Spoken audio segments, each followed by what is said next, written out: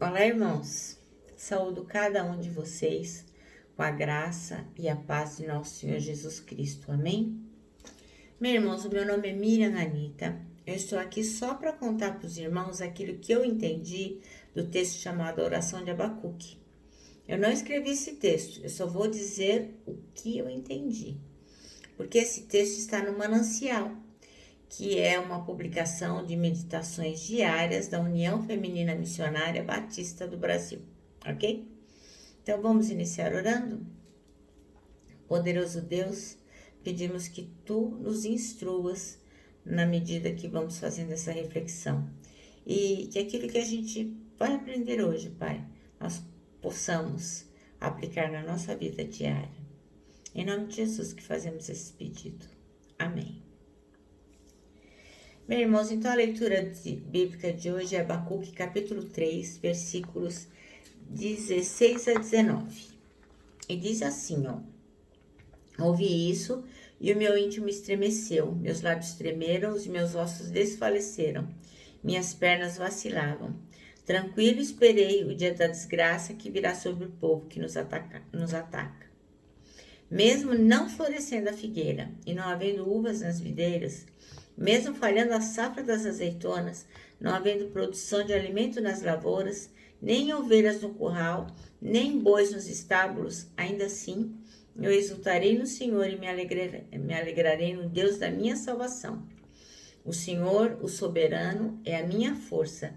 Ele faz os meus pés como os do servo, faz-me andar em lugares altos. Para o mestre da música, para os meus instrumentos de corda. Bom, irmãos, então assim, ó, o texto foi escrito pelo pastor Cláudio Souza e ele se chama Oração da Abacuque.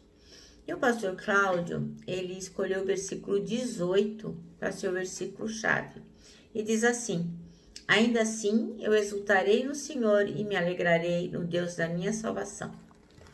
Então, o momento de Judá era muito conturbado naquela época. Tinha muita violência, né? O povo de Deus ia ser atacado pelos caldeus.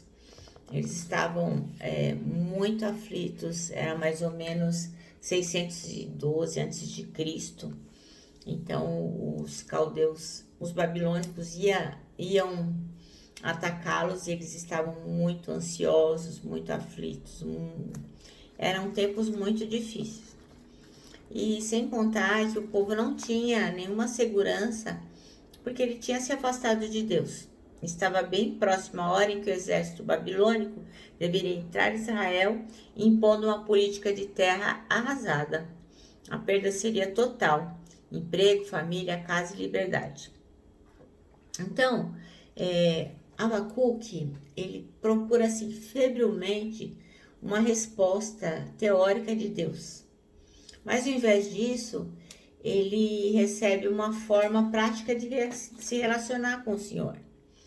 Ele é desafiado para uma vida de fé que vai levá-lo ao longo do período entre profecia e cumprimento. Então, todo o livro de Abacuque vai se entrelaçando entre a profecia e o cumprimento. Então, lá no capítulo 2, versículo 4, diz assim, que o justo viverá pela sua fidelidade, viverá pela fé. Então, a fidelidade é um sentimento interno de dependência total. Quando a gente é fiel a alguém, a gente confia plenamente naquela pessoa. A gente confia de olhos fechados. E era isso que Abacuque tinha pelo Senhor. Uma confiança total nele, uma atitude interior. Uma conduta que produzia,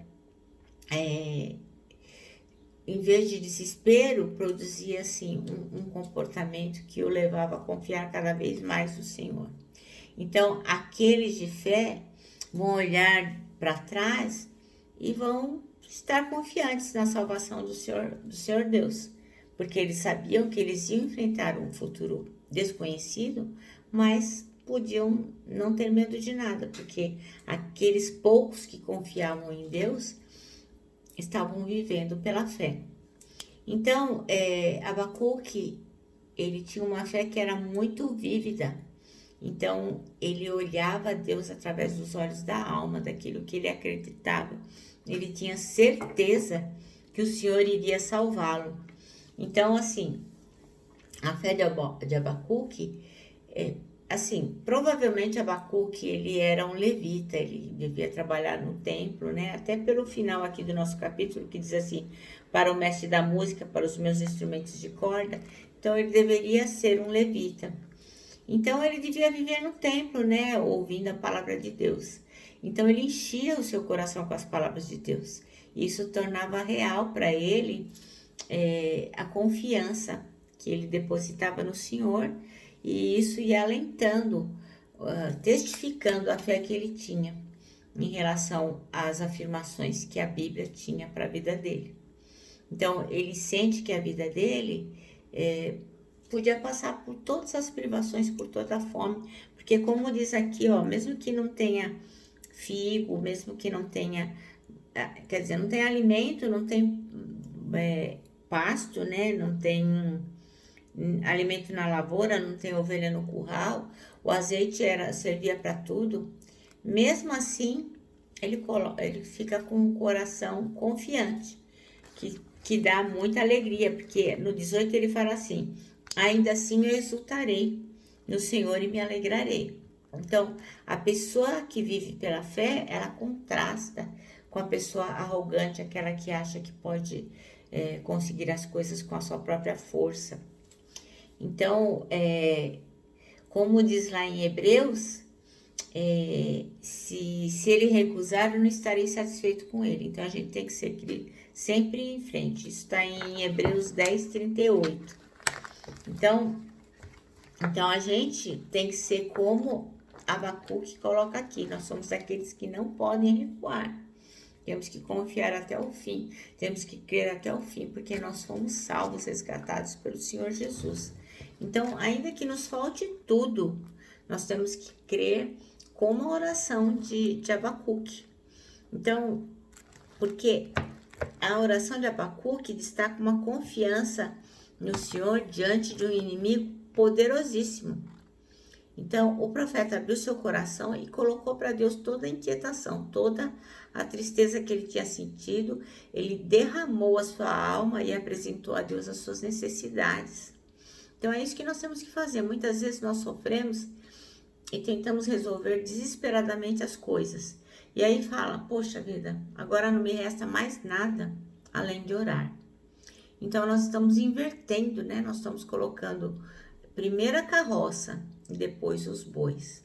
Então, na verdade, nós temos que iniciar orando e não o contrário. Depois que tentamos tudo com a nossa própria força, aí sim é que nós vamos orar.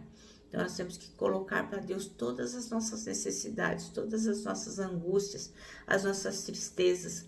Porque ainda que a gente não vislumbre nada, nenhum futuro bom, a gente tem que exultar no Senhor. Porque quando a gente descansa no Senhor, a esperança passa a superar o caos que está ao nosso redor. E isso assim, tem que ser vivido em todas as ocasiões. E principalmente nessa que nós estamos vivendo agora, né? Época de tanto luto, de tantas dificuldades financeiras, tantas pessoas depressivas. Então, agora, mais do que nunca, é a hora de esperar no Senhor, de ter confiança, ainda que a gente não vislumbre o futuro.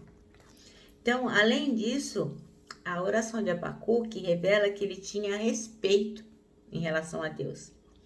Ele afirma de um modo muito profundo todos os poderosos feitos de Deus, tudo que o Senhor tem feito, ele vai descrevendo de uma forma maravilhosa.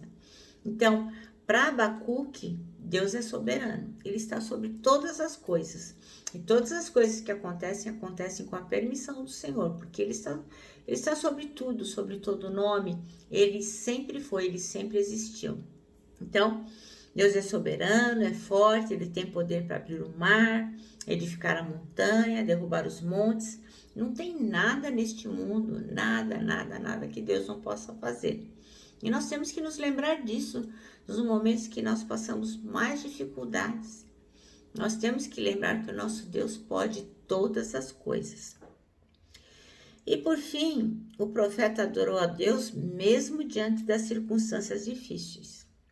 Então, apesar de ele ver que ia faltar comida, que eles talvez fossem escravizados, que não tivessem nada que os salvasse, ele exaltava no Senhor, ele se alegrava no Senhor.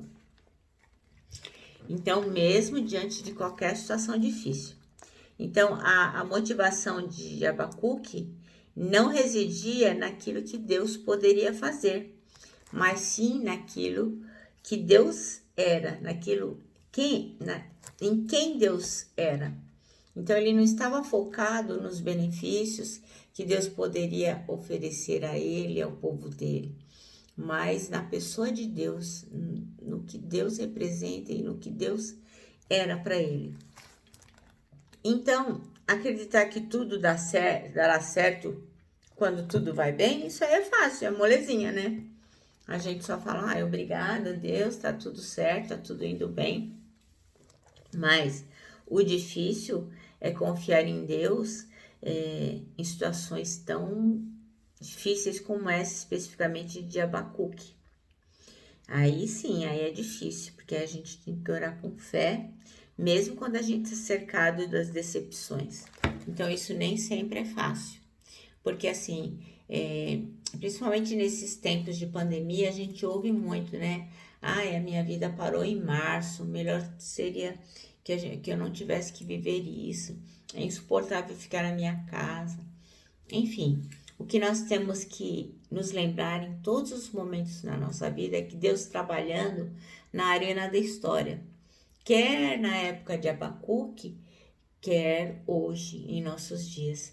Então, o Senhor não nos abandonou.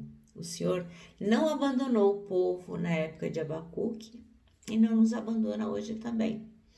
Então, a gente precisa de ter um senso vivo de fé, o mesmo senso que Abacuque tinha. Porque assim, os tempos mudaram, né? Hoje não existem mais os caldeus, os babilônicos, mas a gente tem que crer que tudo que está acontecendo é obra do Deus. Então, às vezes a gente não entende essa obra, mas é obra do Senhor. Então, o que nós temos que nos lembrar é que as circunstâncias mudam. Eu não sou mais o mesmo, você não é mais o mesmo, a sua família não é mais o mesmo, mas o nosso Deus é o mesmo, ontem, hoje e sempre.